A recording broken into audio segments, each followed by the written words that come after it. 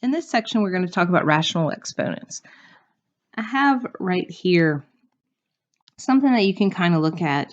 You have a base number raised with a fractional exponent, and always your exponent is going to be over your index. And what that means is it translates to this when you put it in radical form.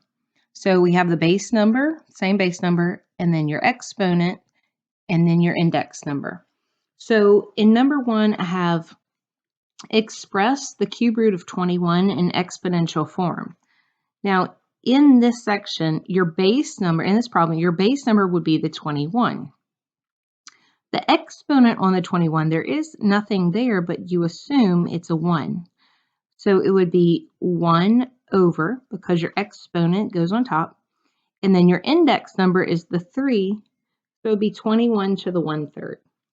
So that's how you would write it. For instance, if you had something like the cube root of 5 to the 4th, you would write that as 5 to the 4/3.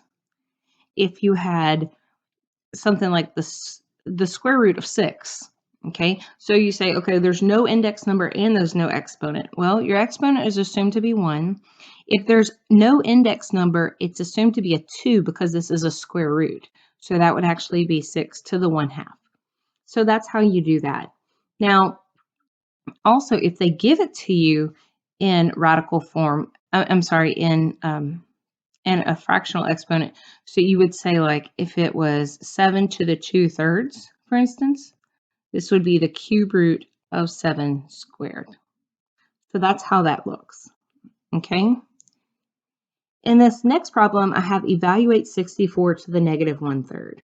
Well, we know from the last section that if you have a negative exponent, you move anything that is negative to the other side of the fraction. So since this is 64 over 1, we're going to make this 1 over 64 to the positive 1/3. Okay? So because this is a negative exponent, we're going to move it to the bottom and make it 64 to the 1/3 in the denominator. Now, I still have to change this to exponential form. So I'm gonna simplify this a little bit. So I'm gonna go 1 over the cube root of 64 because my exponent is 1 and my cube root is right here in the denominator. So what is the cube root of 64? So what times what times what equals 64? And that would be 4, because 4 times 4 times 4 equals 64. So that is my final answer. Okay. Number 3, I have evaluate 25 to the 3/4 over 25 to the 1/4. We know from dividing in the last section with monomials, and this is monomials, they have the same base. If they have the same base, you can subtract the exponents. So since we have the same base of 25, I can just say 3/4 minus 1/4, which would be 25 to the 2/4 or 1/2. And then we change that to a radical expression. So the square root of 25, which is 5. And you can always go back and rewind this and review it if you need more time. Okay, so the next problem is simplify 625 to the 1/4.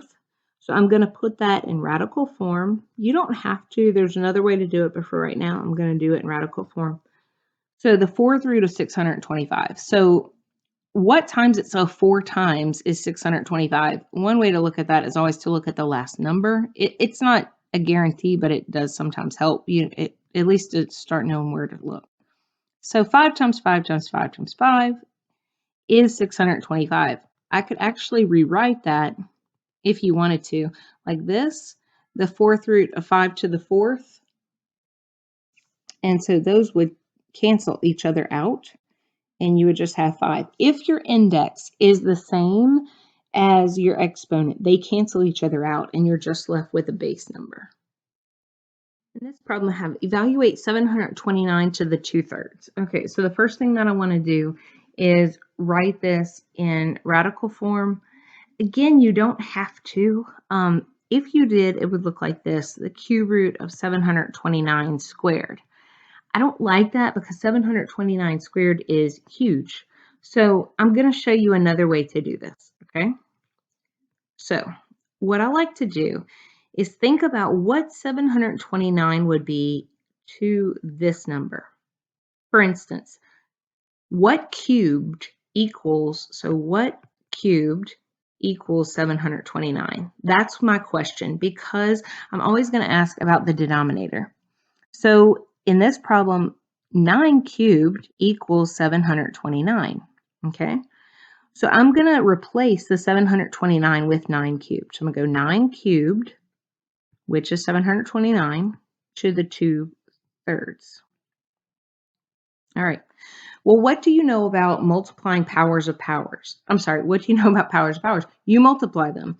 So 3 over 1 times 2 over 3 is 6 over 3, which is 2, and 9 squared is 81. So that's my answer. So again, how did I do that? My question is 729 is what cubed? Okay, so what cubed is 729? And I'm getting the cube from this 3 on the bottom in the denominator. So 9 cubed is 729. So I can change the 729 right here, to 9 cubed. Instead of this 729, I'm just replacing it with 9 cubed. Okay, so 3 over 1 times 2 over 3 is 6 over 3. 6 over 3 is 2, so 9 squared is 81.